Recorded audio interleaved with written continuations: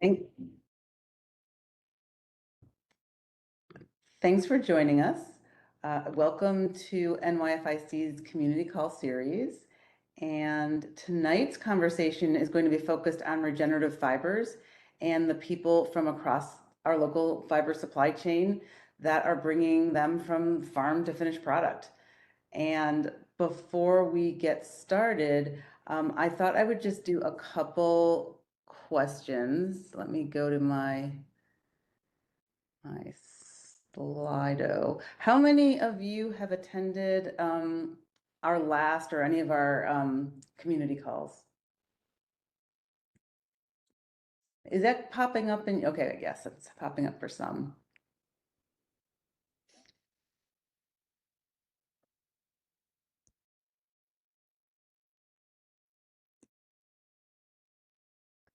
Okay. Well, it looks like we've got some yes, so welcome back, and some new people, so welcome. I am going to go to our next question.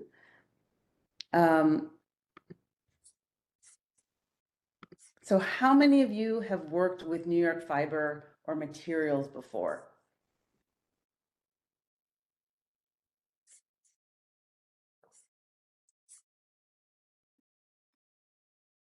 All right, right now we are split 50-50.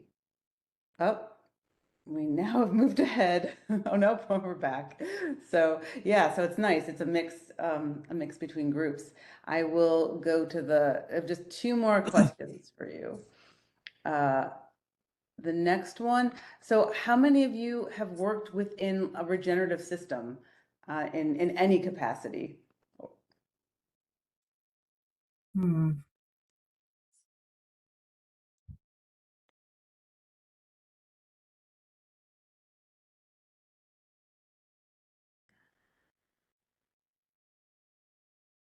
Okay, this is great. This group is just like split right down the middle on all of our questions. So we have a 54-46 on that. 54 yes and 46 no. And that's all the questions I have for you. I just wanted to get a sense of like as we're talking, kind of your experience and what you've done in the past. So I'm just going to, without like a presentation, I'm just going to do a quick NYFIC overview.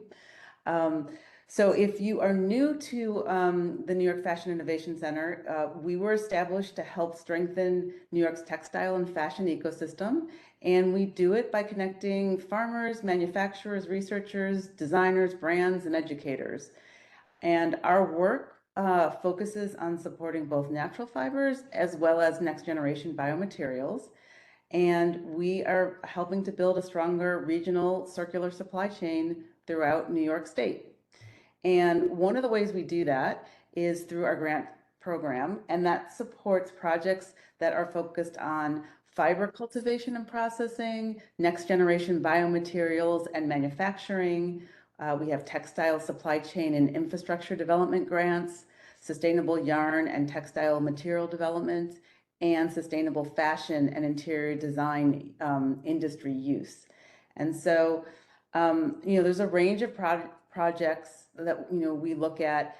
We are between rounds, but if you go to our website and click on the grants, we will keep you updated on when the next one opens up.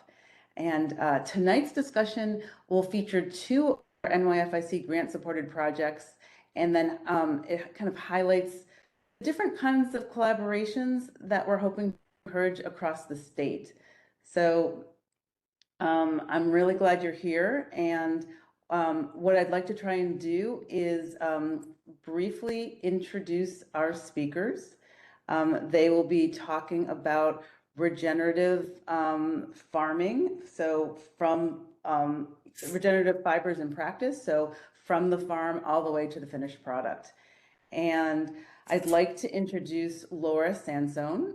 She's the founder of New York Textile Lab, and she leads the climate beneficial work in New York through the Carbon Farm Network.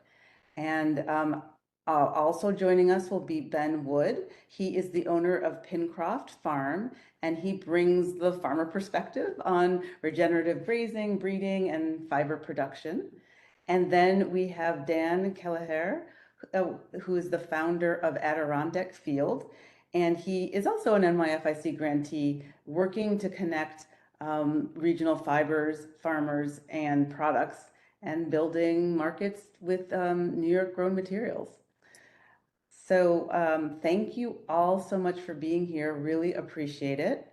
I'm gonna basically moderate some questions, and I'm gonna start with Laura. We're gonna go through the three, and then I'm gonna open it up for questions from everyone.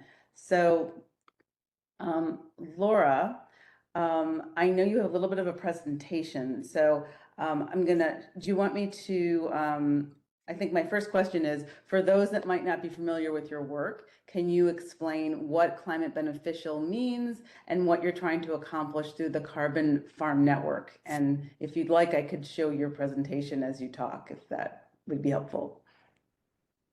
Oh, and Laura, you are muted. Sorry, not. Oh, you're muted again. So I think Hold on. you're good. Can you hear me? Yes. Yeah. All right.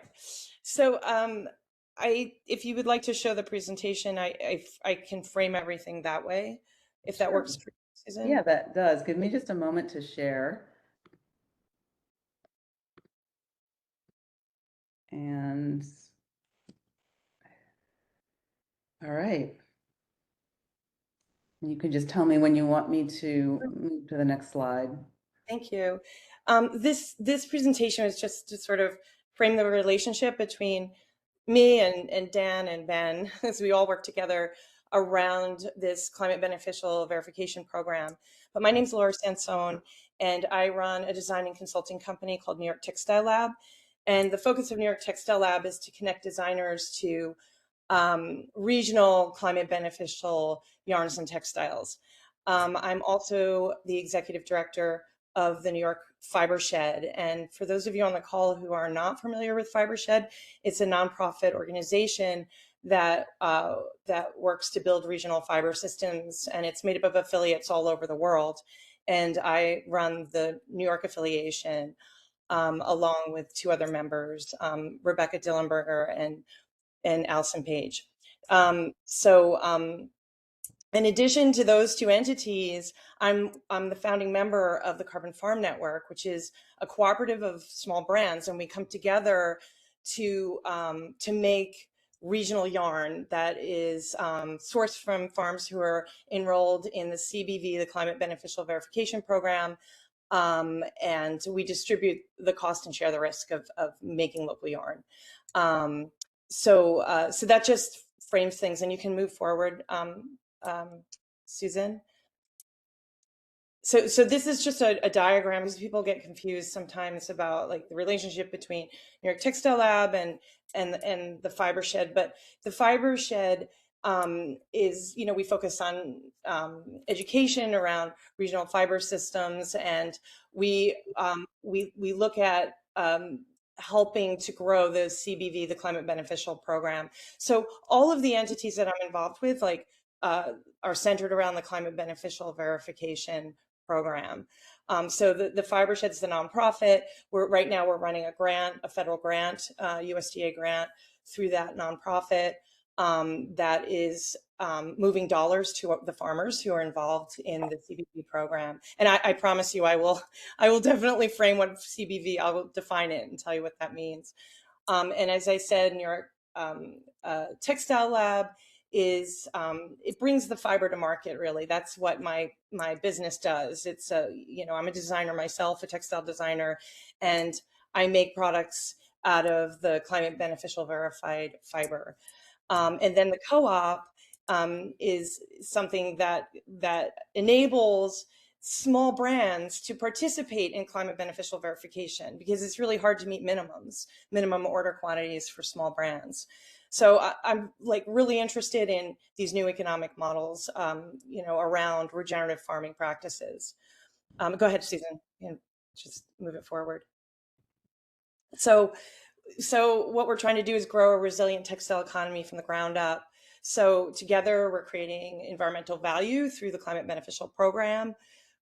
We're sharing and distributed resources equitably. So we're coming together as a cooperative to distribute the cost and really share the risk of making local textiles, because it's really expensive to make local yarn.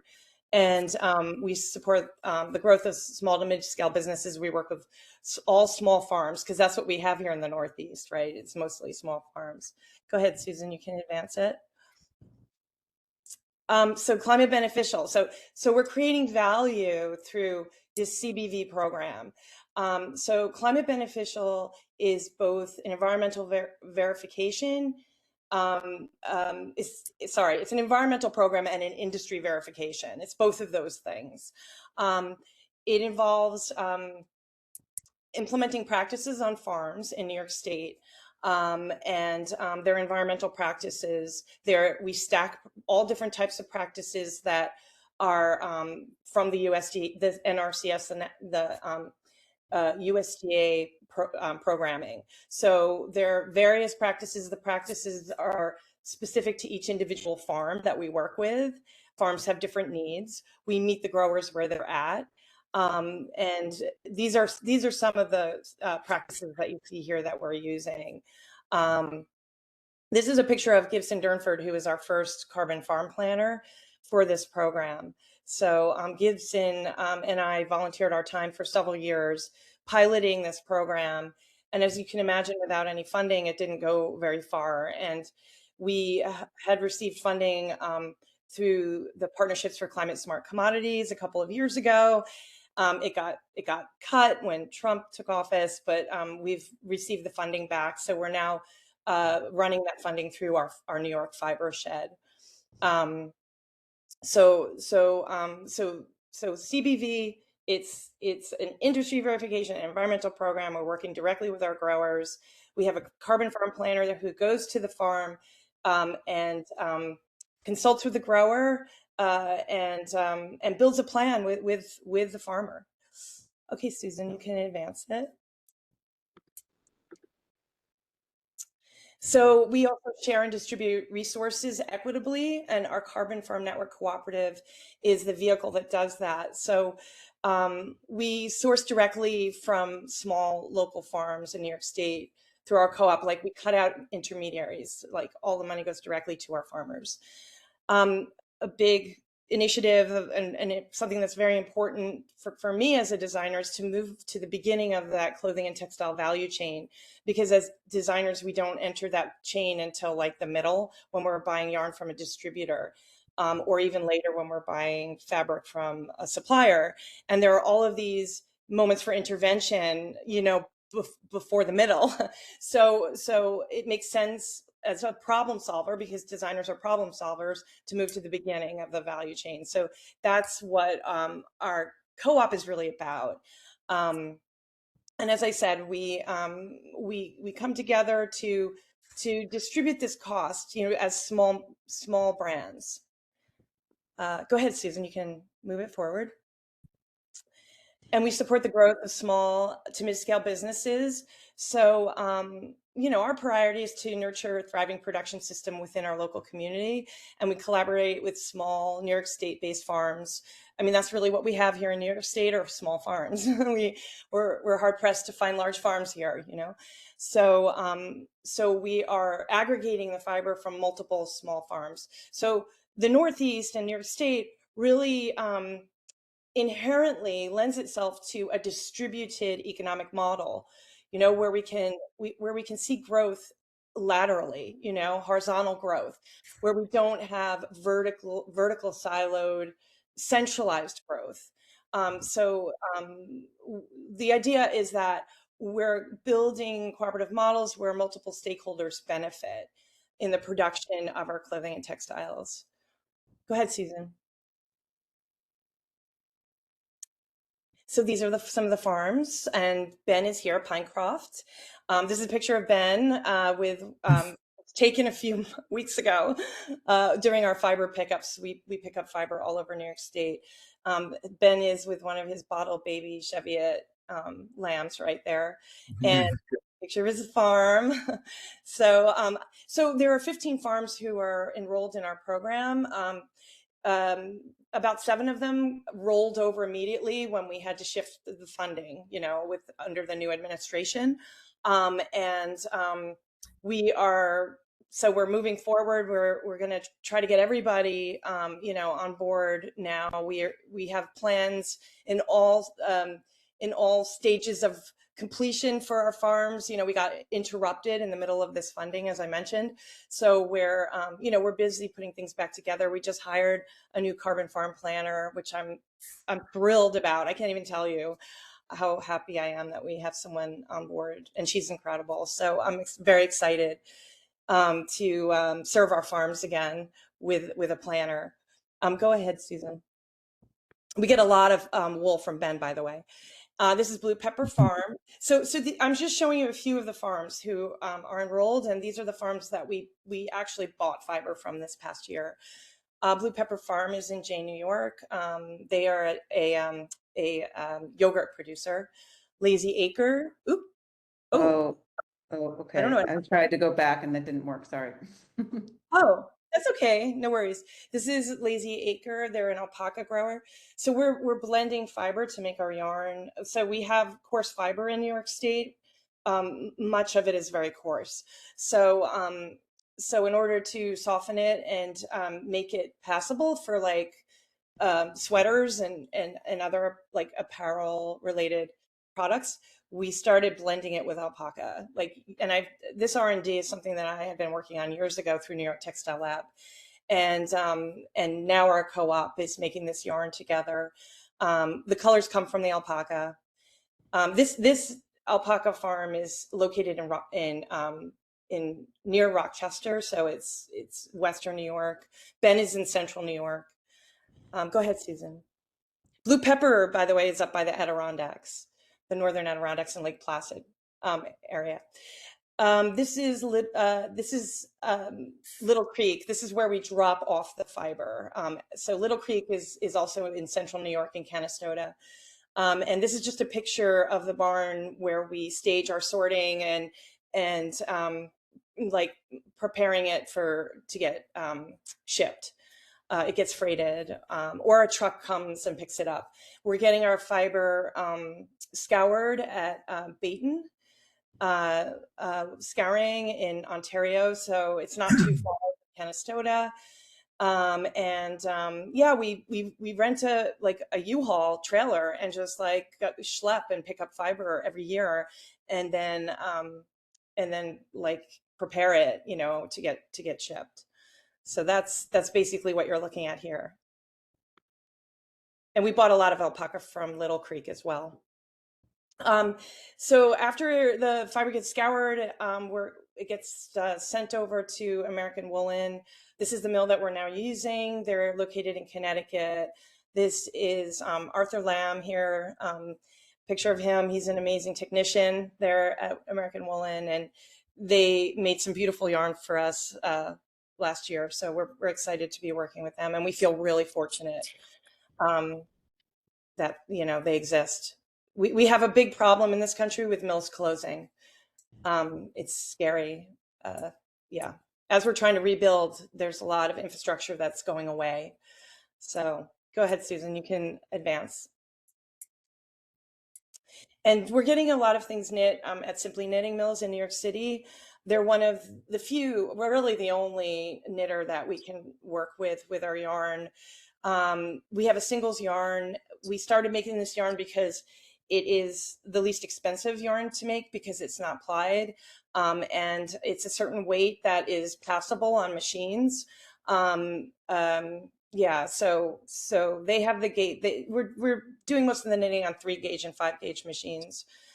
Sometimes we're doubling the ends, sometimes not, just for those knitters who are listening in. But this is the yarn that we're making, and we make it in these colors, 3 colors every year. We do not use any dyes. This is all animal, you know, colors that are coming from the animals, mostly from the alpaca, but we're also mixing in colored wool as well. Go ahead, Susan. You can advance.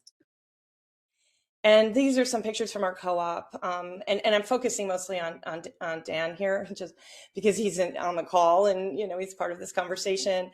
So at Adirondack Field, just, so amazing that he's in our co-op, just on so many levels. First of all, Dan is so engaged, like he's connected us with farms, which it just makes me so happy that, the mission behind all that I do is really about connecting designers to the farms, to the soil, to the animals, and the soil, the animals, and the people who are cultivating the fiber, So Dan is connecting us to these growers up in Essex County and Lake Placid, which is just so amazing.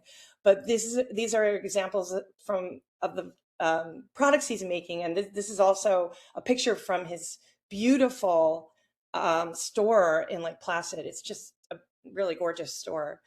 So this is his Fair Isle sweater. I design with Dan. I help him design his knitwear. Go ahead, Susan. Can advance. And just a few more pictures of some of Dan's products. His Wadhams, I think it's called Wadhams. Anyway, and then these are some more pictures from some beautiful products that come out of our cooperative. So we have 5 members now. We have Adirondack Field, Vincent James, New York Textile Lab, my company, and First Principles, and William Ellery. So the 5 of us are working together to cooperatively make this yarn and make products. Go ahead, Susan. There's just a few more of just product, really. Yeah, these are just some blankets that I made through New York Textile Lab, herringbone blankets in the past. And then I think there's, next slide is one more. You can go ahead, Susan, one more slide of some more blankets that we've done. And then I think this is the last slide. Next one is just, I'm doing oops, did you go back? Oop, there it is. I just wanted to do a quick plug because, our focus is around cooperative economic models. I think it's key. I think it's really the only way to go forward as we see what's going on with, capitalism and, our economic system and just, the loss of infrastructure and all of it. So this is an initiative that we're doing with our New York fiber shed. We have a wool alpaca denim program, and we're really excited to introduce this. It's a textile pool. We're making climate beneficial verified textiles more accessible to small brands and makers, artisans. We're sharing the MOQ here. We're getting this made at American Woolen. We're working with our New York State alpaca, and we're blending it with California CBV, climate beneficial verified wool, and also wool from the Upper Great Plains region that is also CBV. So yeah, we're doing this and we're excited about it. We're making 480 yards of cloth, wool denim, and if anyone's interested, go ahead, Susan, you can advance it. The next slide, you can visit that that link right there. That's on our New York Fiber Shed website. And that's it. Thanks for giving me the time. I hope I framed everything. I think it was useful so people understand the relationship between Ben here and Dan and me. Yeah.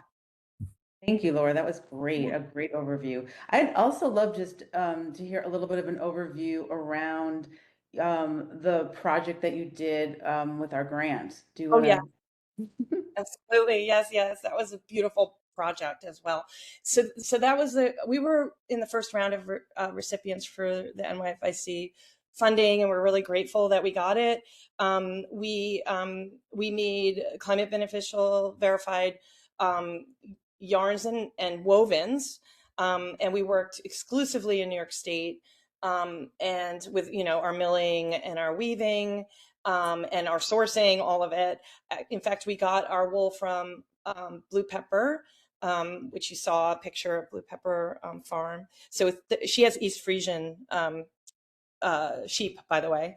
So we use that along with our alpaca, and then we blended it with upland cotton from Seed to Shirt. So Seed to Shirt is a partner of ours. They were part of our first round of funding with the USDA, and Seed to Shirt uplifts Black cotton growers down south. So they work with upland cotton, short staple cotton, and we ended up blending the cotton. We plied it with our wool and alpaca, and we made some beautiful yarn, some marled, gorgeous yarn, and woven textiles.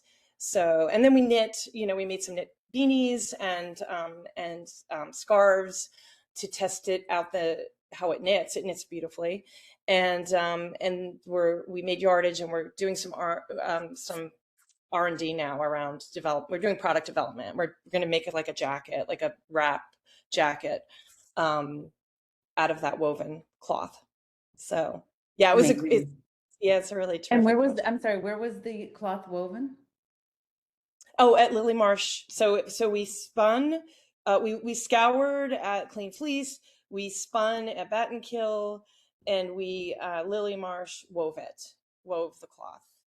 So yeah, all Great. consortium, 100% consortium. I'm excited to see how that turns out. What I'm going to do is I'm going to turn to Ben now and ask you some questions, if you don't mind. Sure. So I would love to hear about your farm and how you became involved with the Climate Beneficial Program. Well, we operate a farm in central New York. It's around 110 acres, and we run another 30 acres. We have around 175 breeding ewes and produce around 200 market lambs each year and about 2,000 pounds of wool. So that's our production. We also, and I mention this because we like to take an integrated approach. We have 5 acres of small fruits and vegetables and a small poultry flock. So I see this as an integrated approach where they're mutually beneficial to each other. Our breeds are Romneys, North Country, and Border Cheviots. And the Border Cheviots came with my great-grandparents from Scotland. And I still have the genetics of the Border Cheviots in my flock.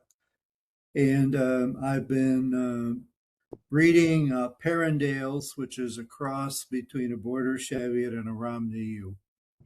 And we got a very soft fleece with that cross and a lot of vitality. And then we have Dorsets, which I primarily breed for the market lambs. So those are our breeds. I really specialize in Romneys. I've been working with Stephen Schaefer and Saugerties to bring New Zealand Ram bloodlines into my Romney flock. And I currently have 2 Romney rams that were AI bred down in Saugerties with Stephen. And we're working on that.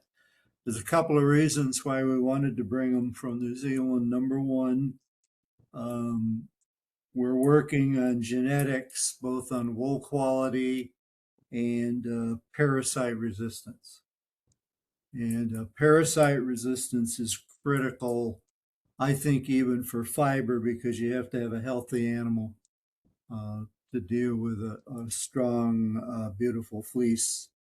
So that has been a challenge, parasite control. We've been battling the barber pole worm, which is the climate change, which is one of the stimulus for me getting interested in it, was how can I deal with this new parasite in a non-chemical way.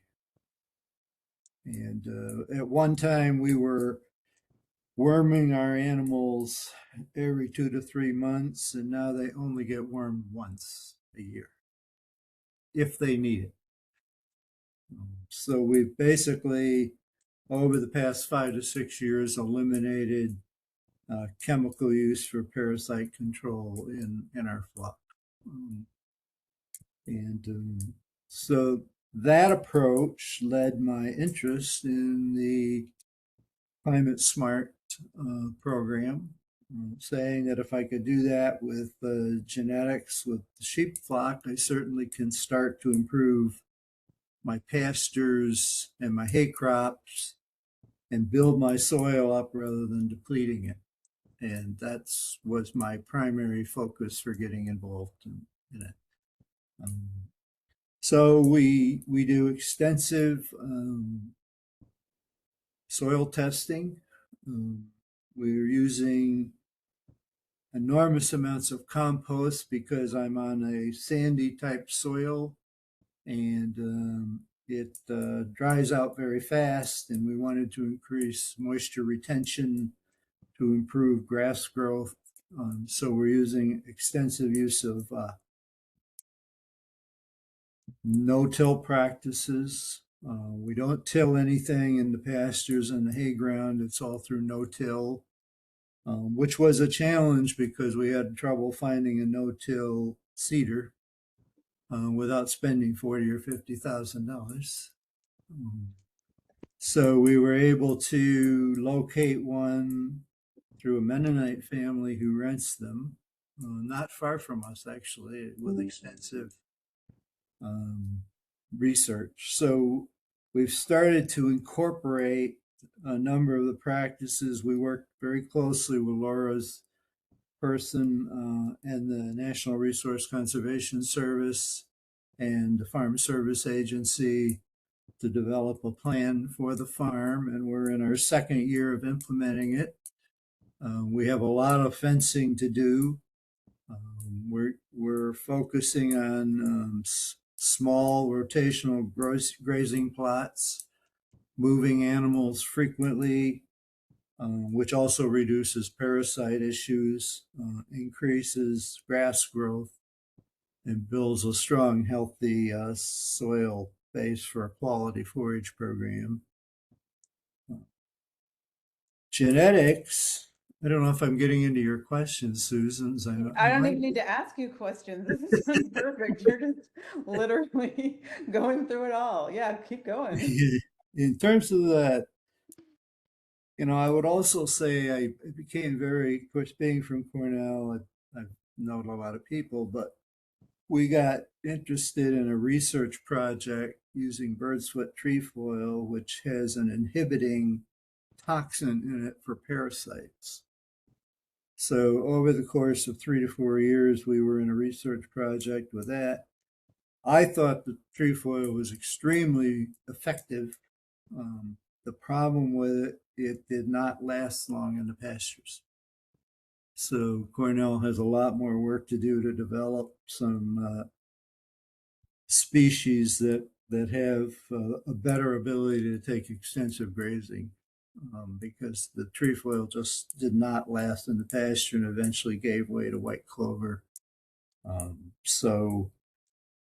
But that stimulated my interest in getting involved in climate smart farming, saying there's a better way than a lot of chemical use. And even with my vegetables, I use no herbicides or no pesticides. So that can be a challenge from time to time. More herbicides than pesticides. I feel we have a strong program to prevent diseases and pests, but weeds continue to be a serious issue, at least. You don't need to know that probably, but that is one of the challenges we face.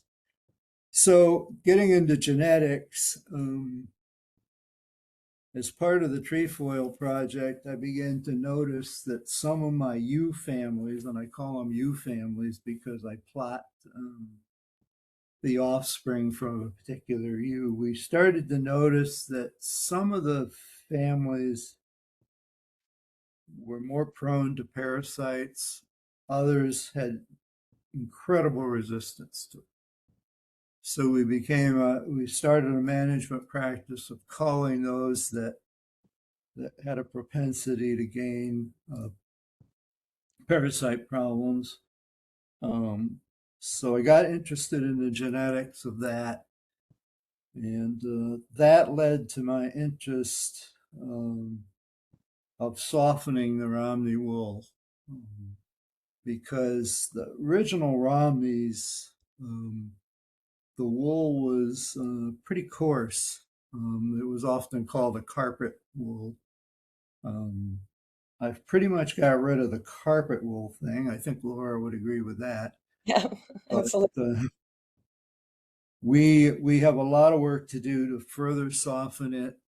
And as Laura knows, I want to test all my micron test all my ram fleeces and start the selection process of changing that. Wool has a fairly high heritability rate if you start using genetics.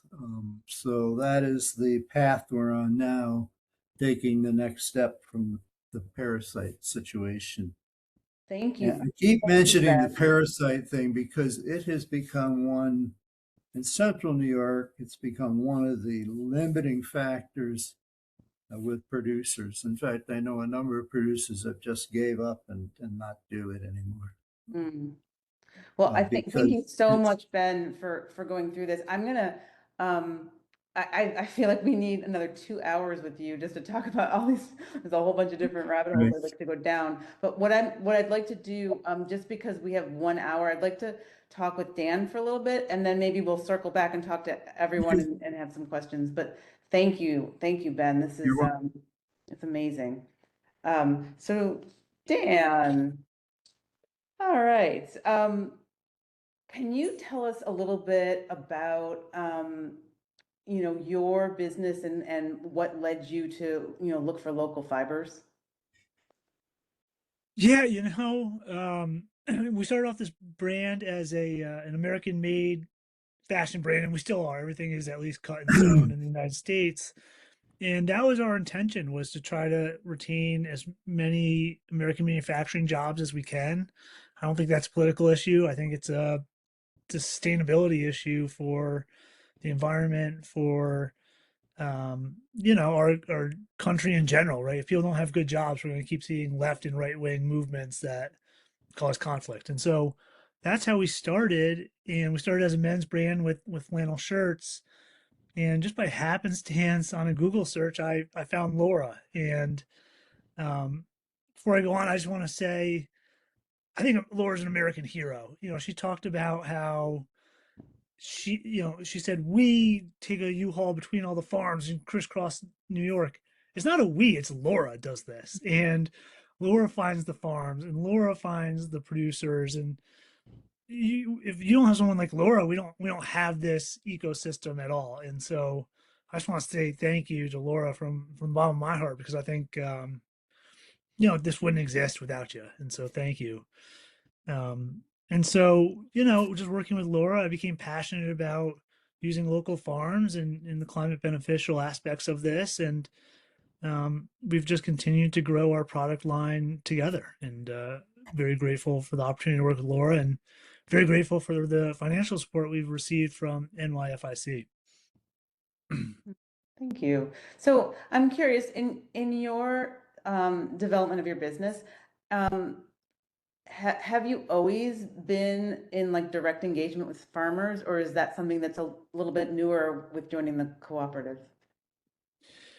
Yeah, I think there's an opportunity for us to be more, for my business specifically, to engage more with the farmers. To date, it's really been working through Laura. Laura's kind of the bridge to the local farms, and I think as we try to build awareness and build, a market for this, we need to better engage the farmers so that the public realizes where this comes from, gets them excited about the dirt to clothing aspect, and hopefully generates sales that improves the lives of everyone in the value chain. Mm. And in working with the climate beneficial verification program, does that influence the way you think about the sourcing? Like, did it change the way you started working on product development? Great question. I think it's a great story to tell. And so when we can readily find fibers with that verification, we're of course very excited to use it. I think we're still at the infancy period with the market. I'm not sure consumers are there yet.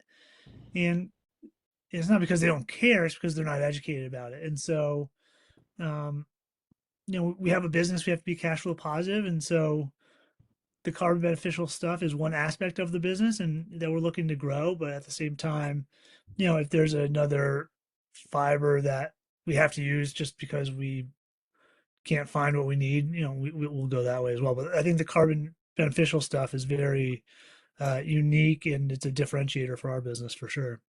Mm. May I, Um, may I chime in here just for a yeah. moment, Susan? Because I think Dan touched on something that's really important, and it's the consumer awareness around, these regenerative soil programs, and how it's connected to their clothing and what that means, and like the importance of having to put back in the soil, and understanding the significance around that. And I mean, I agree with what Dan said. I think that consumers aren't 100% there yet, and I do a lot of direct to consumer marketing. We sell at the regional farmers markets here in the lower Hudson Valley region. And it's very interesting. We tell the story over and over and over again, like for hours, like to people that come over to our table, and it's interesting to see like who embraces it and who gets it. I mean, some customers come over and they'll buy from, not all of them can afford a sweater, but they will buy a pair of socks, to support what we're doing. um, but it's very important. So when you look at that value chain, that clothing and textile value chain, who's at the end of it but the consumer, and that's like the very important piece of it. And and that shifting the behavior of the consumer is like really important. Mm. Yeah. So that's an actually kind of a nice kind of, well, first of all, I'd love to quickly, Dan, hear about what you did with your grant from NYFIC, and then I have a couple like group questions. And Dan, you are muted. Yeah, I get kicked off every 7 or 8 minutes, so I Sorry. come back. It's not your fault. I think it's something with the internet. But yeah, we received an $8,500 grant through NYFIC to launch our women's line. And we started as a men's brand, and for 4 or 5 years we operated as a men's brand, and we recognize that women are more than half the market. And so this grant helped us pivot into women's apparel, being led with this carbon beneficial New York grown product. And so we've launched a new female sweater with the grant. We just finished development. We're finishing development on a caplet / poncho, and we've started development on another female sweater. So this is going to help us build out our female product line, which will help us hopefully reach profitability here soon in the next year or two. Amazing. All right, so I have a couple group questions. So my first question is like, what does successful regional fiber ecosystem look like, say, 5 years from now? Just tossing out to the three of you from your perspectives. Like, what do you think in 5 years you'd like to see happen? I'd like to see more producers involved in the carbon smart farming. And it's basically, they don't know about it and they don't know what it means. And Laura and I have been talking about engaging. I've been involved in something called the Southern Tier Wool Growers, which was an old-fashioned pooling process where small producers came together and pool wool. For a lot of reasons, that has somewhat fallen by the wayside. But I think this is a new opportunity, and I think it's possible to engage a lot of new thinkers and new participants in the program. And I think overall that will improve the quality of the product that's out there available for those of you in processing and design. Because right now, a lot of the wool, I think, is there's a lack of knowledge in terms of skirting the fleeces, in terms of how to store the wool, in terms of how to feed that animal to get the best quality wool out of it. There's a whole host of issues that we need to work on from the producer level. Mm. And I so appreciate you, Ben. Seriously, so much. I was like, yeah. I mean, I agree with what Ben's saying. Like more producers being involved, and improving the quality for sure. I also am really devoted to building cooperative models. That where we see a different growth logic. Like where it's more distributed, where more people can participate. And the way to do that is really to work together, to come together in collaborative ways, new economic models that where we can like really release this competitive kind of underpinning that, unfortunately that's, part of capitalism, and it's what really makes it thrive. But I think we need to shift that direction and really like look at how we can come together and keep things alive, for one, because like as I mentioned earlier, we're really losing a lot of infrastructure. It's we have a very precarious situation with our manufacturing domestically, not let alone New York, so I think that's like really key as well. So looking at like these new distributed growth models are important as well. And we have to put back into the earth. We can't just like make stuff, without putting back. I think that's really key. Internalizing the cost of making, truly. And that's what our co-op does. That's what our Carbon Farm Network does. Like the membership fees are associated with like how much yarn you make. The brands who make more pay more into the membership. So it's the opposite way that economies or efficiencies of scale work, where you're encouraged to make more, so the price will come down. So anyway, that's am I right in my belief that part of the co-op fees go back into the regenerative farming plans and to help with the farm portion of it? We have a carbon farm fund that is embedded in the membership fee that pays for, because we're only 5 brands right now, our co-op needs to grow, obviously, right? So but we paid for soil sampling, and we pay for things like that. Yeah. Smaller. We can't hire a carbon farm planner with our membership fee at the moment. Well, and but so by the membership, it's I want to give a little time for some questions, but if there's a farm that wants to participate, or if there are designers that want to participate, how do they become part of the cooperative or program? So our new funding is under Advancing Markets for Producers, AMP, through an organization called NCAT. They're our lead on this partnership, the National Center for Appropriate Technology, NCAT. And the new USDA funding is called Advancing Markets for Producers. So growers can go there, because we have it for 2 more years, and there's a lot of funding in there. So I would advise to go there initially. We have to do some scoring with applicants, because we have benchmarks. This is a federal grant, but we are determined to serve everybody.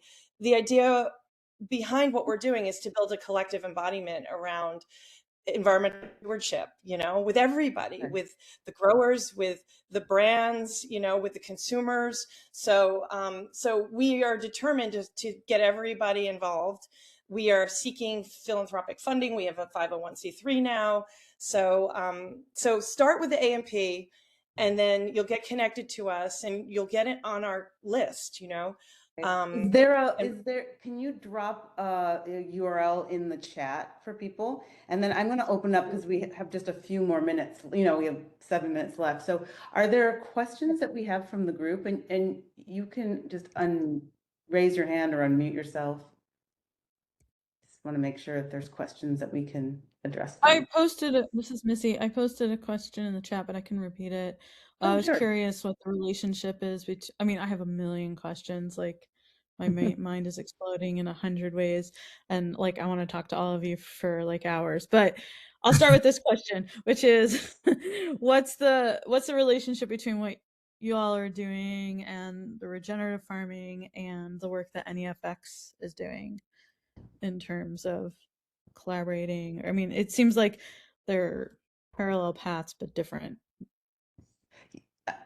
From my perspective, I think that it's a really large state, and there are a lot of initiatives that are happening, and so we're looking at models that are doing really well.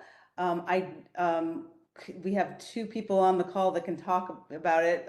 So Laura can talk about from her perspective, and I think we have Mary Jean on the call too, who can talk about it from NEFX's perspective, perhaps. But I'm just It trying is to. a large state, and I'm in the far reaches. That's why I ask these questions. I think it's a good question. It's a really good question. Well, I'm just. So I I think just. that the question is the relationship between what we're talking about now with the climate beneficial and NEFX or Northeast Fiber Exchange. Is there any overlap? Are they separate initiatives? That kind of thing. Well, NEFX is centralized. What we're doing is not. We're paying our growers directly. We're cutting out intermediaries. That's part of this idea of a distributed economic system. So so that's one distinction. But I think there are similarities, just in terms of moving fiber to market. But one is under a centralized system, and the other one is a distributed economic system. And I think MJ, we have you here. Do you want to talk a little bit about Northeast Fiber Exchange for a minute or so? Laura, Ben, great presentation. I love hearing what you all are up to always. Northeast Fiber Exchange is a project of the Hudson Valley Textile Project with support from the New York Fashion Innovation Center. And exactly as Laura said, it's kind of replacing that old wool pool model that Ben mentioned briefly in his conversation. And that is, a lot of times we get a brand that's looking to make 300 pounds, 500 pounds, whatever, of a certain fiber content in a garment or in a home decor item. And by the time we get that request and find a farm that has that wool and get it shorn and sorted and classed, we've lost the order. So the thinking is to warehouse some wool that meets certain quality standards, not nearly as high a verification standard as Laura's developing, but nonetheless, a wool that is met a certain set of criteria, and then bring it in and have it available when an order comes along. Right now, we've got enough orders that it's hard to get much of a stockpile going on. And we're having a couple of buying days later this month and also in Allegheny County and in the Rochester area. And we're also having monthly buying days to try to get our inventory built up a little. Great. Thanks, MJ, for describing that.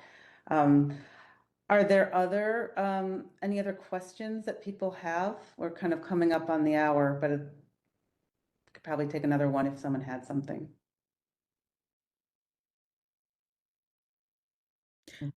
Can I ask a second question if no one speaks up? Sure, you can ask a second question. Are there I don't know, guidelines or ideas on regenerative and sustainable practices in terms of the milling process, which feels very environmentally heavy on environmental things in terms of water and power and things like that? You know, it's interesting. We're working on some analysis right now on like where the hotspots are with that. And um, I'm not sure if either Laura does your system take a look at that piece of it, or it's so hard. It's like the whole, we've got such a, you know, from the beginning to end, really like looking at each of the different spots. Laura, do you have a comment on that? I mean, I think the scouring is something that we have to look at carefully. But also, I mean, look, you know, this has to do with our production systems in general, and like, and how much we consume. You know, this idea of overconsumption, and this is what the problem is with our clothing and textile systems, right? Is that they're like, it's like this linear model that's all about extraction, consumption, and waste.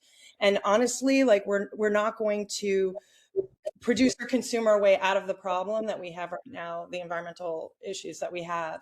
We really have to look at slow growth models, which is what our co-op is pointing to. Like we only work with the fibers that are available, you know, like, so we're limiting our production. I think we really have to start, like, I know people don't like to hear that, but like, honestly, we have to start really working in bioregional economic frameworks, you know, to really address like crossing these planetary boundaries that we've, you know, we don't. So it's more of a thing like, you know, like solar, you know, if we put solar on the roofs of the mills, like it's not going to solve the problem. you know, like just switching up a new material is not going to solve the problem, you know, for that we see. Anyway, that's my thought. Susan, maybe My you question should comes share. from I'm looking to bring a mill here into New York.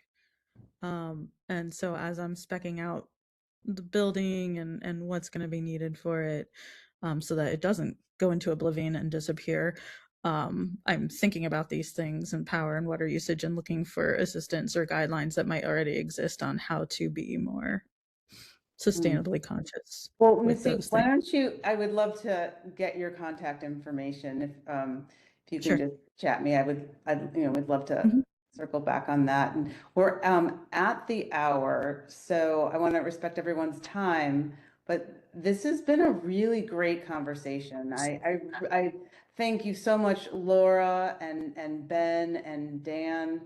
And thanks everyone for coming to this. I feel like I could have like 5 or 6 more at least conversations based on the topics that we just brought up today. And I'm really excited about, you know, seeing how we can implement regenerative practices across the state. And it sounds like there is some funding for it, and we need to organize and help, you know, make that happen. And yeah, and work together. So I think that there was Connor, did you? Hi. Yes, do you Yeah, have an there's announcement? for sure.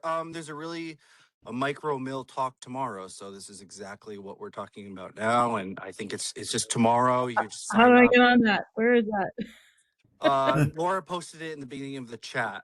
Let me try and repost. Oh, can I do that? Thank you. I'm gonna just repost it so that everyone has it. And let's see. Again, is there anything else that anyone wants to? Ooh, I got a little echo. That anyone else wants to? Any announcements or anything anyone wants to mention? Yeah, I'm a I shepherd, just want to and circle back on oh, Missy's comment. Sorry, Connor. sorry. Missy, in addition to Hudson Valley Textile Project, I am the founder of Bat and Kill Yeah, Fibers, I know. and Yeah. we do internships and apprenticeships for current mill owners or people who are thinking about getting a mill. And we've had some pretty good success with getting people set up in all corners of the U.S. And we'd be delighted to help work with you as well. There's absolutely no secrets here and no competition.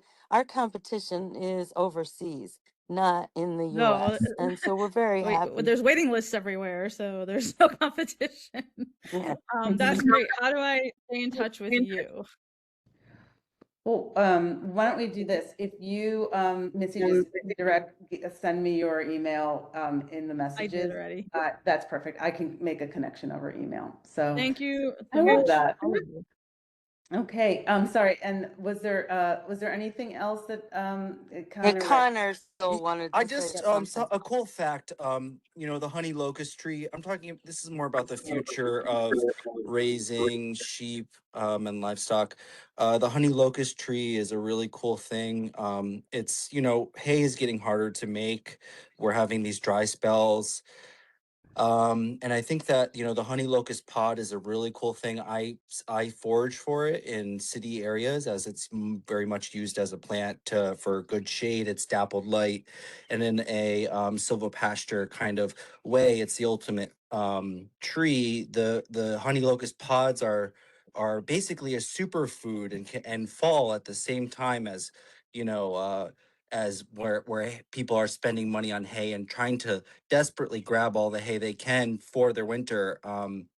So I just think environmentally wise, I just like to promote honey locust pods, honey locust trees. It's a super food for sheep. I've seen like my lambs be significantly bigger after, you know, feeding that almost, you know, every other day as a treat. It's a high fiber, high protein feed. So as an environmental wise, I think we need to work with nature and not against it, and really find, you know, things like that that will actually, you know, progress, you know, the growth of shepherds and sheep and help with the costs. So I just like to just wanted to say that. That's all. Thank you. Thank Thank you. you. And thank you to all of you that came today. And I will be posting about our next community call on a topic soon. So keep an eye out. And I hope everyone has a really nice evening. So thanks so much.